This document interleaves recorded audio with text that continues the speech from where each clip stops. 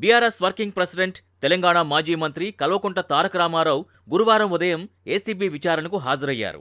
Formula ఈ car రేసులకి సంబంధించి ప్రజాధనాన్ని దుర్వినియోగం చేశారంటూ ఏసీబీ నమోదు చేసిన కేసులో కేటీఆర్ A1గా ఉన్నారు.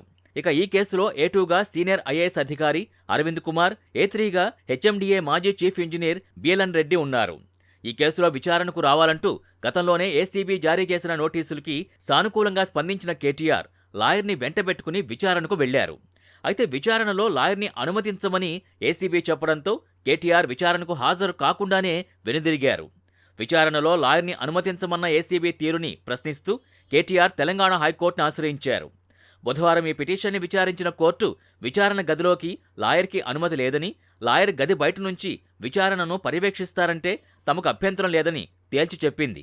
అంతేకాకుండా విచారణలో ఏసీబీ అధికారులు ఇబ్బంది పెడితే తిరిగి కోర్టును ఆశ్రయించవచ్చని కేటీఆర్కి సూచించింది. దీంతో గురువారం నాటి విచారణకు కేటీఆర్ హాజరయ్యారు. రామచంద్రరావు అనే లాయర్ని వెంటబెట్టుకుని కేటీఆర్ ఏసీబీ కార్యాలయానికి వెళ్లారు. ఇక తమ వద్దకొచ్చిన కేటీఆర్ని ఏసీబీ 3 అధికారులతో కూడిన బృందం విచారిస్తోంది. ఇక ఈ విచారణను ఏసీబీ డైరెక్టర్ తరుణ్ జోషి పర్యవేక్షించారు. ఇదిలా ఉంటే గత కొన్ని రోజులుగా వరుసగా చోటు చేసుకుంటున్న పరిణామాలు బట్టి చూస్తుంటే విచారణ అనంతరం కేటీఆర్ని ఏసీబీ అరెస్ట్ చేయడం ఖాయమన్న వాదనలు బలంగా వినిపిస్తున్నాయి. ఈ కారణంగానే గురువారం ఉదయానికే కేటీఆర్ నివాసానికి భారీ సంఖ్యలో పార్టీ శ్రేణులు చేరుకున్నాయి. అంతేకాకుండా కేటీఆర్ ఏసీబీ కార్యాలయానికి బయలుదేరగా ఆయన కారుని పార్టీ శ్రేణులు భారీ సంఖ్యలో వెంబడించాయి. మొత్తంగా కేటీఆర్ అరెస్ట్ అవుతారన్న వార్తలతో హైదరాబాద్లో టెన్షన్ వాతావరణం నెలకొంది.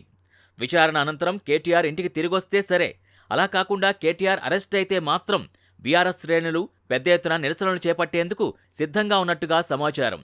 దీంతో అలర్ట్ అయిన ప్రభుత్వం కొన్ని జిల్లాలని అలర్ట్ చేసింది. ఎలాంటి అల్లర్లని సృష్టించకుండా ఉండేలా చూడాలని పోలీసులకి ఆదేశాలు జారీ చేసింది. కేటీఆర్ అరెస్ట్ అయితే మాత్రం సంక్రాంతి పండుగ జైల్లోనే జరుపుకోవాల్సి ఉంటుంది. సెలవుల కారణంగా బెయిల్ కూడా మంజూరయ్యే అవకాశం ఉండదు. చూడాలి మరి ఏం జరుగుతుందో.